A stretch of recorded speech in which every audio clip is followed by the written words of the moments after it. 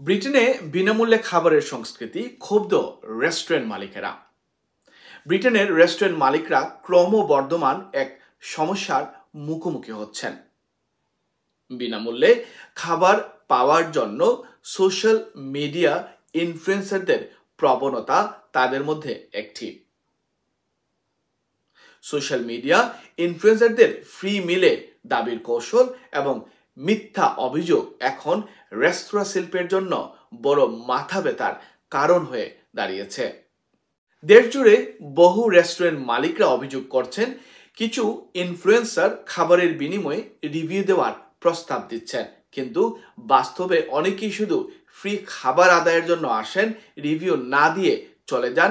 এ ধরনের নজিরও আছে। অন্যদিকে কিছু গ্রাহক পরিকল্পিতভাবে মিথ্যা অভিযোগ করছেন খাবারের মান নিয়ে, নেতিবাচক মন্তব্য ছড়িয়ে ডিসকাউন্ট দেওয়ার জন্য চাপ তৈরি করছেন রেস্টুরেন্ট মালিকের উপর। রেস্তোরাঁ মালিকদের মধ্যে এটি শুধু অর্থনৈতিক ক্ষতির কারণ নয়, বরং রেস্টুরেন্টের সুনাম নষ্টের হুমকিও তৈরি করে আসছে। এক রেস্টুরেন্ট মালিকের সাথে আমরা কথা বলছিলাম। তিনি তার বক্তব্যে বললেন, প্রতিদিন কয়েকজন ইনফ্লুয়েন্সার আমাদের কাছে আসেন, বলেন যে বিনামূল্যে খাবার দিলে তারা আমাদের রেস্তোরাঁর প্রচার করবেন, কিন্তু আমরা দেখেছি বেশিরভাগ ক্ষেত্রে এর কোনো বাস্তব ফলাফল হয় না।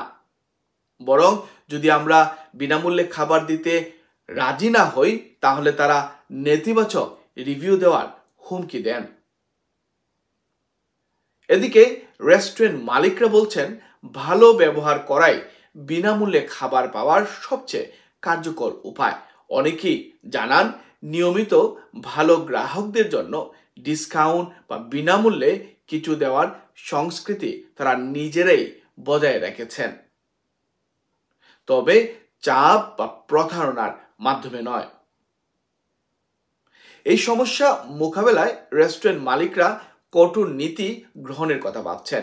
কেউ কেউ সরাসরি ঘোষণা দিচ্ছেন যে বিনামূল্যে খাবারের জন্য ইনফ্লুয়েন্সারদের দাবি তারা মেনে নেবেন না। বিশেষজ্ঞরা বলছেন, গ্রাহক এবং ব্যবসায়ের মধ্যে পারস্পরিক শ্রদ্ধাই সবচেয়ে গুরুত্বপূর্ণ। রেস্টুরেন্ট শিল্পের টিকে থাকা নির্ভর করে ন্যায্য ব্যবসা ও সৎ রিভিউর উপর, কোনো কৌশল বা চাপ প্রয়োগের উপর নয়। আর তাই আমরা এদিকটাতে সবসময় খেয়াল রাখবো, যাতে করে আমাদের রিভিউগুলা অনেস্ট হয়। এবং ব্যবসার কৌশলের মধ্যে সবচেয়ে ভালো কৌশল হচ্ছে কাস্টমার সার্ভিস ভালো করে দেওয়া।